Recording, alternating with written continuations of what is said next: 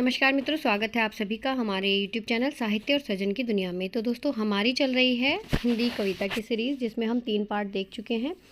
अभी तक जो हम कविताएं कर चुके हैं उसमें हमारी आदिकाल, भक्तिकाल, रीतिकाल की कविताएं शामिल हैं। आधुनिक युग में हम द्वितीय युग तक की कवि रचनाएँ जो हैं वो देख चुके हैं। छायावाद के 2 कवियों को भी हम कंप्लीट कर चुके हैं। तो यहाँ पर पूरा टेक्स्ट हम नहीं देख रहे हैं। ये एक रिवीजन क्लास है और यहाँ हम आगामी परीक्षा जो यूजीसी नेट है या फिर आपकी एचपीएससी है उसकी तैयारी कर रहे हैं। तो कविताओं में जहाँ से प्रश्न पूछे जा सकते हैं, जो महत्वपूर्ण पद हैं या जो महत्वपूर्ण बिंदु हैं, वो हम यहाँ देख रहे हैं। तो देखते हैं आज के जो हमारे कवि हैं वो कौन है। वो हैं सुमित्रा नंदन पंत। उनकी 3 रचनाएं हैं यहाँ, परिवर्तन, प्रथम रश्मि, द्रुत झरो जगत के जीर्णपथ। और दूसरी जो रचनाकार हैं वो हैं महादेवी वर्मा। उनकी रचनाएं हम यहाँ देखेंगे जो हमारे पाठ्यक्रम में शामिल हैं। चलिए शुरू करते हैं पंत जी से। पंत जी की बात करते हैं तो पंत जी का समय 1900 से 1970 माना जाता है। और इसके अतिरिक्त उनकी अगर हम बात करें कि वो कहाँ के रहने वाले हैं या कहाँ उनका जन्म हुआ था, उनका जन्म उत्तरांचल के ज़िला अल्मोड़ा में हुआ था, कोसानी ग्राम में। और ये प्रकृति प्रेमी रहे हैं। प्रकृति सुषमा सिंह जो है उससे ये बचपन से ही प्रभावित रहे हैं और उनके अधिकांशतः प्रकृति का आलम्बन रूप में ही चित्रांकन उन्होंने किया है। उन्होंने स्वयं अपनी रचनाओं के बारे में, अपने कवि मन के बारे में कहा भी है कि मेरे भीतर ऐसे संस्कार अवश्य रहे होंगे जिन्होंने मुझे कवि कर्म करने की प्रेरणा दी। स्वयं पंत जी ने यह परिभाषा अपने लिए बोली है। अगला है, कवि ने प्रकृति के ताने बाने में मानव आत्मा का रूप रंग भरकर उसका अपूर्व अंकन किया है। प्रकृति पंत जी की चिर संगनी है, उनकी आत्मा उसमें तदाकर्षी हो गई है। डॉक्टर नगेंद्र जी का यह कथन है। अगला जो महत्वपूर्ण बात है उनके बारे में ये कि इनकी पहली कविता गिरजे का घंटा है, जो कि 1916 में प्रकाशित हुई। आलोचकों ने पंत जी के काव्य में क्रमिक विकास को 4 युगों में विभक्त किया है। अब वो 4 युग कौन कौन से हैं वो हम लोग देख लेते हैं। हिंदी के आधुनिक प्रतिनिधि कवि द्वारिका प्रसाद सक्सेना जी के अनुसार पंत जी का निम्न काव्य का क्रमांक जो है विकास देखने के लिए मिलता है। क्रमिक विकास में यहाँ देखेंगे हम इनकी प्राकृतिक सौंदर्यवादी युग, जिसको हम छायावादी युग के अंतर्गत भी देख सकते हैं। प्राकृतिक सौंदर्यवादी युग, छायावादी युग एक ही बात है। छायावादी काव्य जो इनका रहा है, जिसमें इनकी रचनाएं 1918 से 1934 तक की इनकी रचनाएं उसमें शामिल हैं। यथार्थवादी युग या प्रगतिवादी काव्य इनका दूसरा भाग आ जाता है। यहाँ पहले हम इन्हीं को देखते हैं, आगे चलते हैं। 1922 में वीणा, 1919 उच्छवास जो है वो 1922 है। वीणा 1919 ईस्वी में रचना हुई इसकी और 1927 में ये प्रकाशित हुआ। ग्रंथि जो है 1920 ईस्वी में। पल्लव 1918 से 1925 तक की जो कविताएं हैं वो पल्लव के अंतर्गत आती हैं। गुंजन में 1925 से 1932 तक की रचनाएं आती हैं। ज्योत्सना का जो समय है 1933 है और ज्योत्सना एक गीति नाट्य है, ये आपको याद रखना है। यथार्थवादी युग जिसको हम प्रगतिवादी काव्य कहते हैं, उसके अंतर्गत इनकी 1935 से 1945 तक की रचनाएं आती हैं। इसमें इनकी शामिल है युगांत, जिसमें 1935-36 की कविताएं हैं। युगवाणी में 1936 से 38 तक की कविताएं हैं। ग्राम्य में 1939 से 40 तक की रचनाएं देखने के लिए मिलती हैं। इनकी अन्य जो युग में इनकी रचनाओं को बांटा जाता सकता है वह है अंतश्चेतनावादी युग। इसमें 1946 से 1948 तक की रचनाएं हैं, जिस पे अरविंद दर्शन का प्रभाव देखने के लिए मिलता है। तो यहाँ इस तरह से भी प्रश्न आ सकता है कि जो पंत जी हैं उनकी रचनाएं जो अंतश्चेतनावादी युग के अंतर्गत आती हैं उस पर किस दर्शन का प्रभाव देखने के लिए मिलता है, तो उस पर अरविंद दर्शन का प्रभाव देखने के लिए मिलता है। ध्यान रखिएगा। इसके अंतर्गत जो रचनाएं हैं वो स्वर्णकरण और स्वर्णधूलि के अंतर्गत आती हैं। स्वर्णकरण में 1946 से 47 तक की रचनाएं हैं। स्वर्णधूलि में 1948 से 49 तक की रचनाएं आती हैं। अगला है नव मानवतावादी युग, जिसमें 1949 ईस्वी से अंत तक की रचनाएं आती हैं। इसमें उत्तरा, अतिमा, कला और बूढ़ा चांद, लोकायतन, इनके अतिरिक्त चिदम्बरा, राजशिखर, स्माधिका आदि की रचनाएं इनकी आती हैं। अब देखते हैं परिवर्तन कविता का सार और कुछ महत्वपूर्ण बिंदु। परिवर्तन दरअसल इनकी बहुत महत्वपूर्ण रचना है और एक ही दीर्घ कविता के अंतर्गत इनकी रचना आती है। इनकी प्रथम दीर्घ कविता परिवर्तन है। ठीक है, पंत जी की अगर प्रथम दीर्घ कविता पूछी जाती है तो वह परिवर्तन आती है। परिवर्तन कविता उनके काव्य संग्रह पल्लव में संकलित है। डॉक्टर नगेंद्र ने इस कविता को ग्रैंड भाव महाकाव्य भी कहा है। ध्यान रखिएगा, नगेंद्र जी ने इस कविता को क्या कहा है? ग्रैंड भाव महाकाव्य कहा है। परिवर्तन में कवि की विशेषता यह है कि उसने दर्शन शास्त्र की शुष्कता में भी काव्यकार रचना रस का संचार कर दिया है और ज्ञान को भाव बना दिया है, काल को कला का स्पर्श दे दिया है। शांति प्रिय द्विवेदी जी का यह कथन है। इसके बारे में निराला जी ने भी कहा है कि परिवर्तन किसी भी बड़े कवि की कविता से निसंकोच मैत्री कर सकती है। महाकवि निराला। परिवर्तन कविता में कवि ने जगत की परिवर्तनशील स्थिति का निरूपण किया है। इस कविता जगत में नित्य जगत को खोजने का मेरा प्रयत्न मेरे जीवन में जैसे परिवर्तन की रचना काल में आरंभ हो गया था, परिवर्तन उस अनुसंधान का केवल एक प्रतीक मात्र है, ऐसा पंत जी ने अपनी इस रचना के बारे में कहा है। महत्वपूर्ण ये कथन है, याद रखिएगा। इस कविता में कवि ने परिवर्तन को अत्यंत निष्ठुर कठोर बताया है, लेकिन साथ ही परिवर्तन के सहज रूप को देख करके उसे सुंदर सत्य शिव भी सिद्ध कर दिया है। अब परिवर्तन कविता की हम बात करें तो परिवर्तन कविता के कुछ पद यहाँ पर हैं, जैसे अहे निष्ठुर परिवर्तन तुम्हारा ही तांडव नर्तन, विश्व का करुण विवर्तन तुम्हारा ही नयनो मिलन, निखिल उत्थान पथन अहे वासुक सहस्र फन, लक्ष्य अलक्षित चरण तुम्हारे चिन्ह निरंतर, छोड़ रहे हैं जग के विकसित वक्ष स्थल पर। तो परिवर्तन एक निष्ठुर है। परिवर्तन जब परिवर्तित होता है, कोई भी परिवर्तन आता है तो कितना अधिक जो है जीवन में बदलाव होता है। आज कहाँ वह पूर्ण पुरातन वह स्वर्ण का काल, भूतियों का दिगंत छवि जाल, ज्योति चुंबित जगती का भाल, राशि राशि विकसित वसुधा का वह यौवन विस्तार, स्वर्ग की सुषमा सब साभार, धरा पर करती थी अभिसार, प्रसीनों के शाश्वत संगार। और इसी तरीके से परिवर्तन कविता आगे बढ़ती है कि गूंज उठते थे बारंबार सृष्टि के प्रथम उद्वार, नग्न सुंदरता थी सुकुमार, रिद्धि ओ सिद्धि अपार, अय विश्व का स्वर्ण स्वप्न। ये महत्वपूर्ण पद है इसका। विश्व का स्वर्ण स्वप्न सुसंस्कृत का प्रथम प्रभात, कहाँ वह सत्य वेद विख्यात, दुरित दुख दैन्य न थे जब अज्ञात, अपरिचित जरा मरण भ्रुप्रात। तो दुरित दुख दैन्य न थे जब ज्ञात, अपरिचित जरा मरण भ्रुप्रात। लेकिन का ये जो कथन है ये महत्वपूर्ण है। अह दुर्जय विश्वजीत नवाते शत, शुरबर नरनाथ तुम्हारे इंद्रासन तल मात, घूमते शत शत भाग्य अनाथ, सतत रथ के चक्रों के साथ तुम निश्रंस से जगती पर चढ़ अनियंत्रित, करते हो संस्कृति को उत्पीड़न पद मर्दित, नग्न नगर कर भग्न भवन प्रतिमाएं खंडित, हर लेते हो विभव कला कौशल चिर संचित, आधि व्याधि बहुव्रस्ति वात उत्पात अमंगल, ब्राही बाढ़ भूकंप तुम्हारे विपुल सैन्य दल, अहे निरंकुश पदाघात से जिनके विवल, हिल इल उठता है तलमल, यह पद दलित धरातल।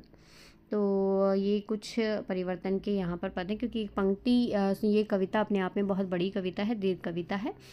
हम अगली इनकी रचना को देख लेते हैं। अगली रचना जो हमारे पाठ्यक्रम में है प्रथम रश्मि, उससे संबंधित कुछ महत्वपूर्ण बिंदु हम यहाँ देखते हैं। प्रथम रश्मि कविता में कवि ने सुबह की पहली किरण के साथ प्रकृति का मनोरम वर्णन किया है।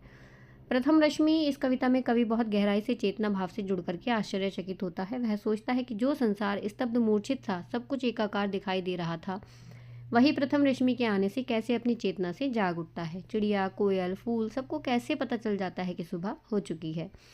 इसका यह पद बहुत महत्वपूर्ण है कि प्रथम रश्मि का आना रंग नहीं तूने कैसे पहचाना, कहाँ कहाँ है बाल विहंगनी पाया तूने वह गाना, सोई थी तू स्वप्न नीड़ में पंखों के सुख में छिपकर, ऊँग रहे थे घूम द्वार पर प्रहरी से जुगनू नाना, शशि किरणों से उतर उतर कर भू पर कामरूप नवचर, चूम नवल कलियों का मृद मुख, सुखा रहे हैं थे मुस्काना, स्नेहहीन तारों के दीपक श्वास चूमने थे तरु के पात, विचर रहे थे स्वप्न अवनी में तमने था मंडप ताना, कूक उठी सहसा तरु वसनी, गा तू स्वागत का गाना, किसने तुझको अंतर्यामिनी बतलाया उसका आना।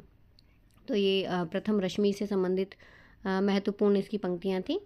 आगे देखते हैं इनका द्रुत झरु जगत के जीर्णपद कविता। और द्रुत जगत के जीर्णपद कविता का सार हम थोड़े से दो बिंदु में यहाँ देखते हैं। इस कविता का रचना काल देखते हैं 1934। इस कविता का संकलन युगांत काव्य संग्रह में हुआ है 1935 में, और पल्लविन जो काव्य संग्रह है इनका उसमें 1940 में देखने के लिए मिलता है पल्लव में। ये द्रुत झरो जगत के जीर्ण पते हे शस्त्र स्वस्थ हे शुष्क क्षीर्ण, हिम ताप पीत मधुबात भीत तुमगी बीत राग जड़ पुराचीन, निष्प्राण विगत युग मृत विहिंग जग नीण शब्द ओ श्वासहीन, च्युत अस्त व्यस्त पंखों से तुम झरझर अनंत में हो विलीन, कंकाल जाल जग में फैले फिर नवल रुधिर पल्लव लाली, प्राणों की मरमर से मुखरित जीव की मांसल हरियाली, मंजरित विश्व के यौवन की जग पर जग का पिक मत वाली, निज अमर प्रणय स्वर मदिरा से भर दे फिर नवयुग की प्याली। तो ये पंत जी की 3 रचनाएं हमारे पाठ्यक्रम में हैं, और ये तीनों हमें ध्यान से देखनी है। खास करके कौन सी रचना किस काव्य संग्रह में प्रकाशित हुई है उसका ध्यान रखना है, इनका समय ध्यान रखना है, क्रम से लगाने के लिए आ जाता है, और किस रचना की क्या विशेष बात है, किस रचना में क्या यहाँ पर कवि ने कहना चाहा है वो हमें ध्यान रखना है। अगला है हमारी जो अन्य मैंने बताया था आपको, जो प्रसाद युग के चारों स्तंभ को हमने यहाँ देखा है। चारों स्तंभ हमारे पाठ्यक्रम में है। हम यहाँ पर निराला जी और प्रसाद जी पर इससे पहले वाली जो PDF है या जो वीडियो अपलोड की थी, पार्ट किया था, वीडियो का हमारा तीसरा पार्ट था हिंदी कविता का, उसमें मैं अपलोड कर चुकी हूँ। जो नए हमारे सब्सक्राइबर हैं या जो नए देख रहे हैं चैनल को, उनसे मैं बता देना चाहती हूँ, तीनों पार्ट्स मैं अपलोड कर चुकी हूँ। उनका जो लिंक है मैं आप लोगों को डिस्क्रिप्शन बॉक्स में दे दूँगी, प्लेलिस्ट का भी डिस्क्रिप्शन बॉक्स में आपको दे दूँगी यूनिट वाइज यूनिट।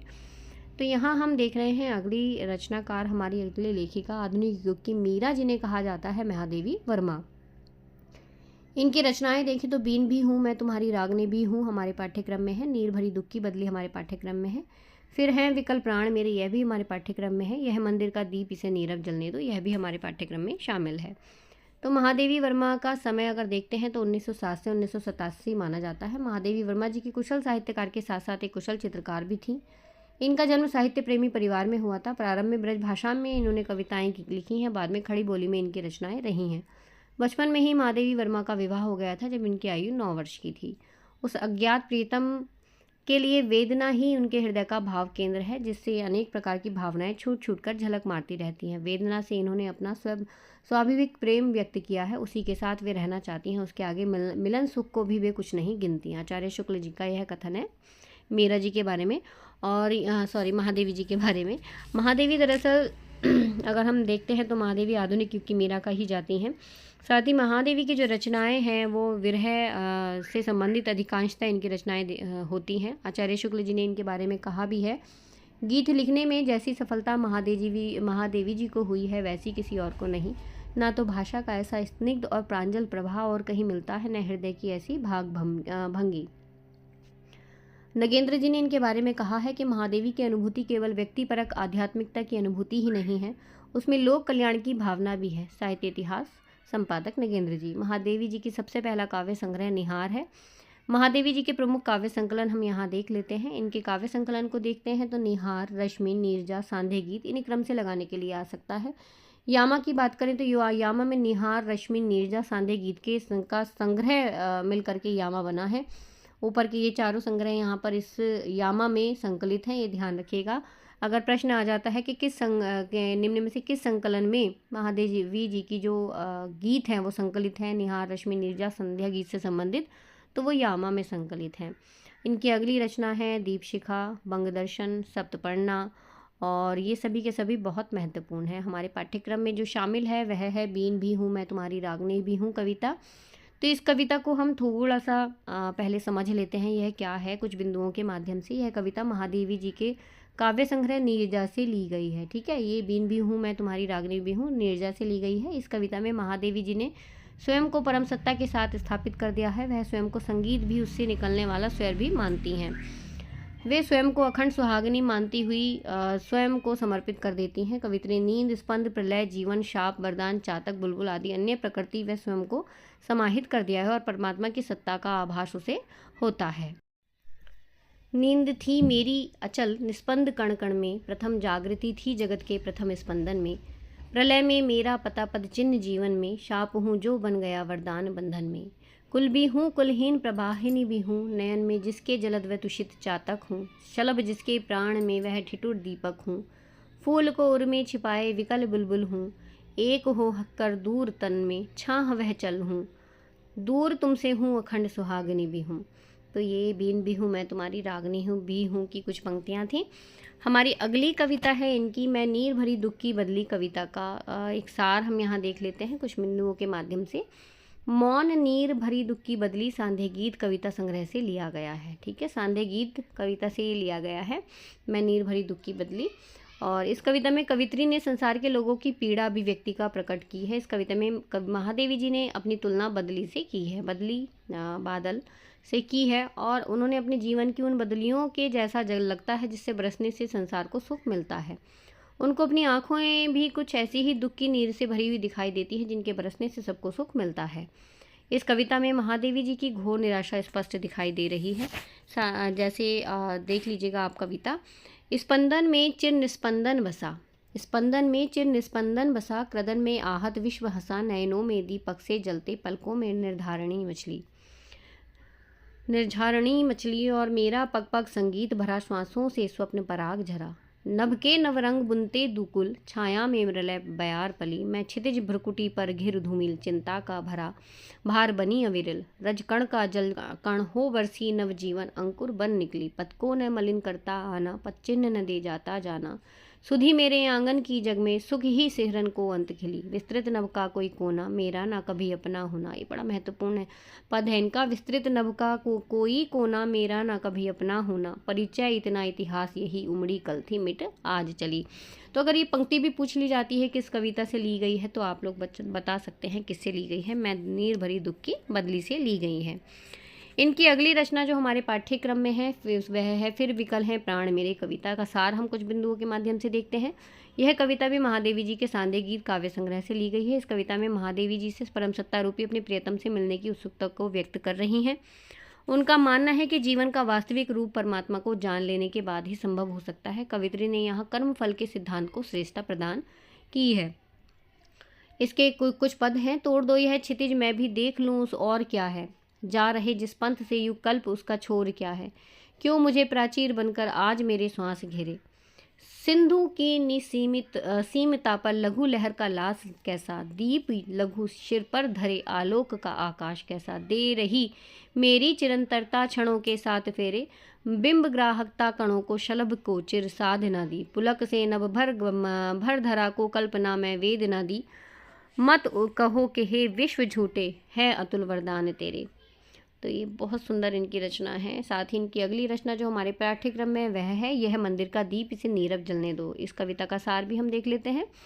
यह महादेवी जी की एक रहस्यवादी अभिव्यक्ति है। यह कविता दीप शिखा काव्य संग्रह में से प्रसिद्ध रचना है। याद रखना है आपको, इस तरीके से प्रश्न पूछे जा सकते हैं। हर एक कविता का कविता संग्रह है जिसका भी मैंने यहाँ दिया है, इंक्लूड किया है, इम्पोर्टेंट है, देख लीजिएगा। इस कविता में महादेवी जी ने अपने प्राण रूपी दीपक को अज्ञात प्रीतम की याद में जलाए रखना चाहती हैं, जिसके लिए उन्हें एकांत और शांति की आवश्यकता है।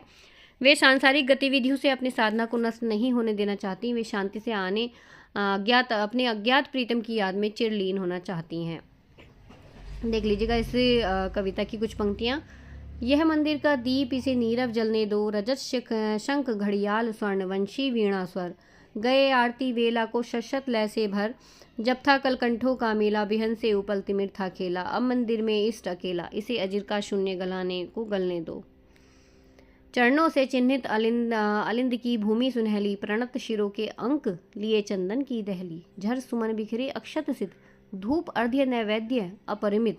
तम में सब होंगे अंतर्निहित, सबकी अर्चित कथा इसी लौ में पी लेने दो। पल के मन के फेर पुजारी विश्व सो गया। प्रतिध्वनि का इतिहास प्रस्तरों बीच खो गया। सांसों की समाधि सा जीवन, मसी सागर का पंथ गया बन। रुका मुखर कण कण स्पंदन, इस ज्वाला में प्राण रूप फिर से ढलने दो। बहुत सुंदर रचना है ये महादेवी जी की। तो गाइज़ ये हो गई हमारी आज की प्रमुख कुछ रचनाएं जो हमारे पाठ्यक्रम में शामिल हैं। आज हमने देखा है पंत जी और महादेवी जी की रचनाओं को। ये हमारी इस कविता की सीरीज़ का चौथा पार्ट है, यानी भाग 4 है। और मैं डिस्क्रिप्शन बॉक्स में सारे लिंक दे दूँगी जो भी हमारी वीडियो इससे पहले अपलोड हो चुकी है। अगर आप लोगों को वीडियो पसंद आती है तो प्लीज़ कमेंट्स करके बताइएगा। लाइक शेयर सब्सक्राइब करना ना भूलें। मिलते हैं नेक्स्ट वीडियो में, तब तक के लिए बाय बाय।